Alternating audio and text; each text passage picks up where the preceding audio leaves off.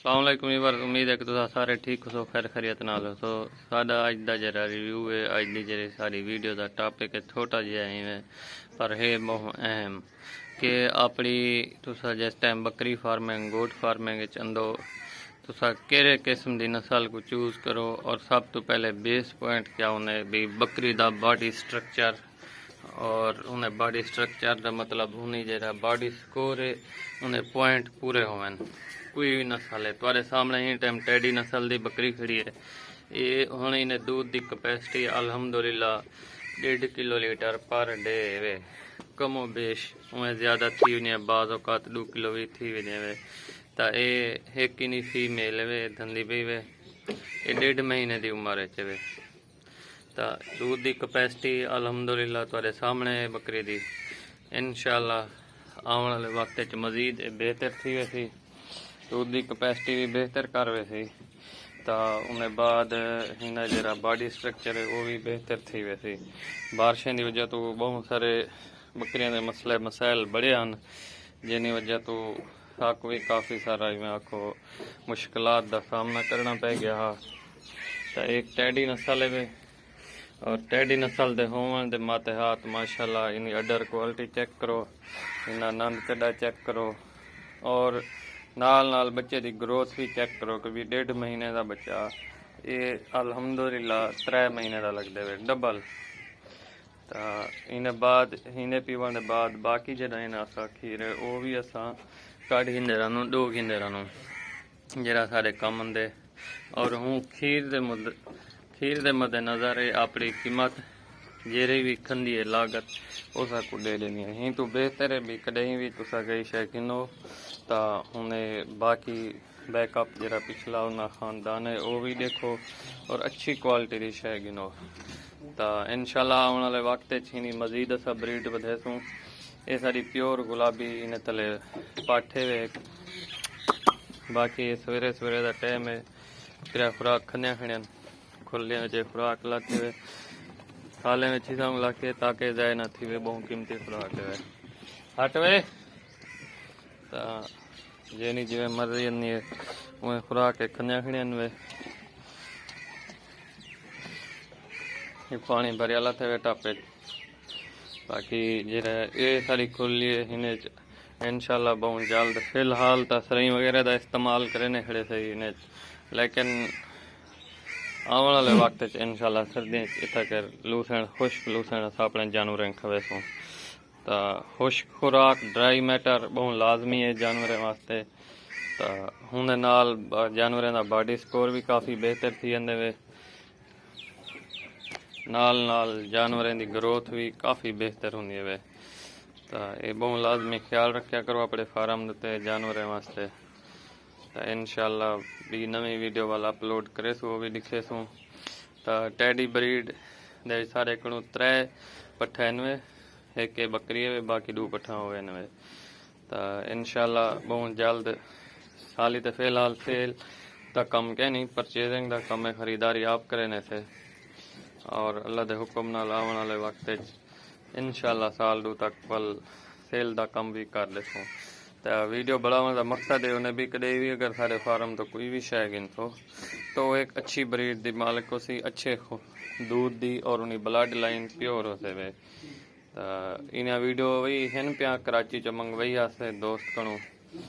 तो उन्हें भी यह आख्या भी ये बहुत बहुत अच्छी नस्ल है दी बकरी है वे, खास तौर पर दूध की कैपेसिटी इन्हीं बहुत अच्छी है वे। उन्हें बाद बाकी रिजल्ट भी माशाल्लाह बेहतरीन दिते, प्योर गुलाबी ने तले पाठा वे।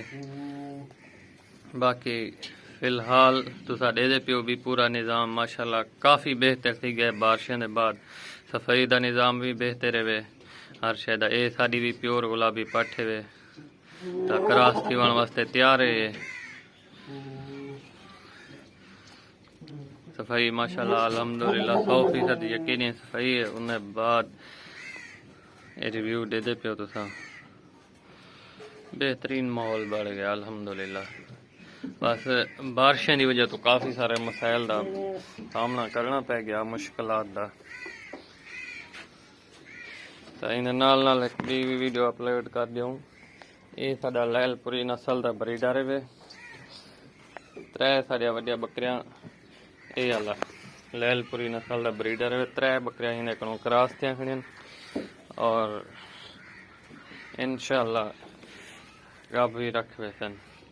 तो ये मौसम के मुताबिक जिवे वक्त है ही क्रॉसिंग का तो उन्हें मुताबिक इन्हें क्रॉस करवाए से। एक रत्ती बकरी भी उस सैद वे इन्हें बाद भी एक काली पाठे वे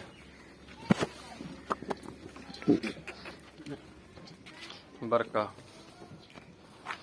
ये माशाल्लाह क्रॉस थी खड़ी वे। तो दुआएं दी इल्तिजा है रिक्वेस्ट है सारे भरावां को दुआ करे सो कि अल्लाह ताला हर मुसलमान दे माल जानवर शौक बरकत आवे।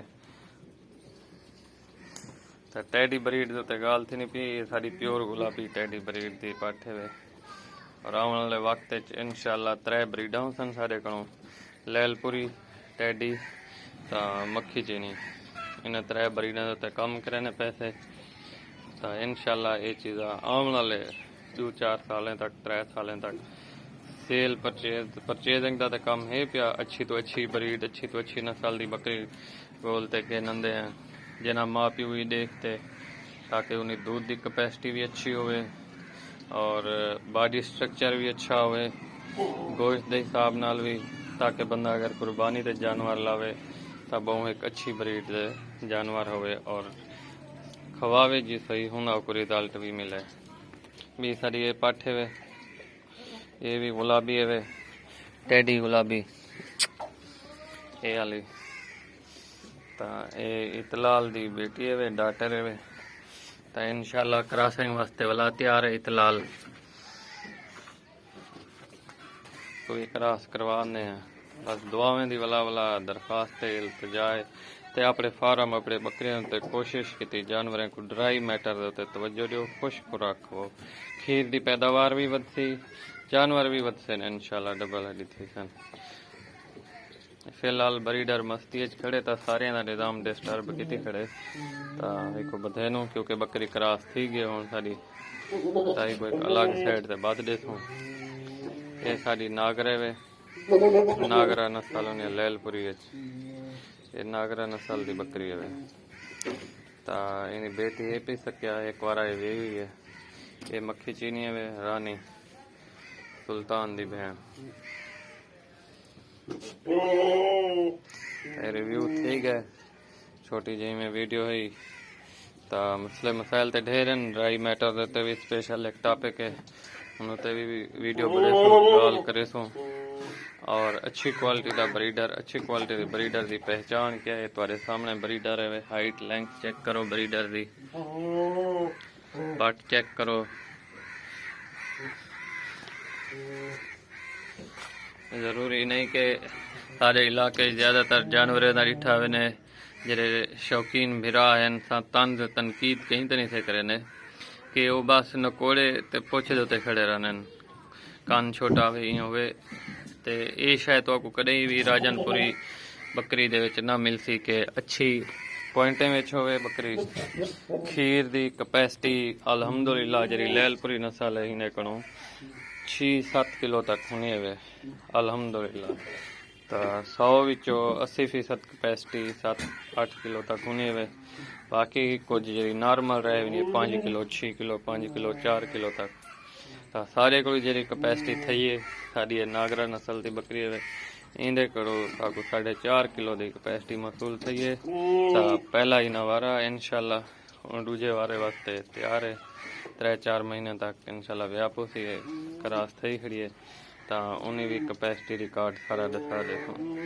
तो जिस टाइम तुम ड्राई मैटर खवेनो अपने जानवरों को दे दे पियो वीडियो विच कि ये हुण ही 5 मिनट पहले टप भरे से 20 किलो का टप वे ये हुण अध खाली थे वाला थे बाकी अध बचता पे आने वाले 10 मिनट भी खाली कर देते। जितना जानवर ज्यादा पानी पीसी उतना ही उन्हें गोश्त की कैपेसिटी ज्यादा बढ़ती और उन्हें बॉडी स्ट्रक्चर भी मजबूत थी सवे।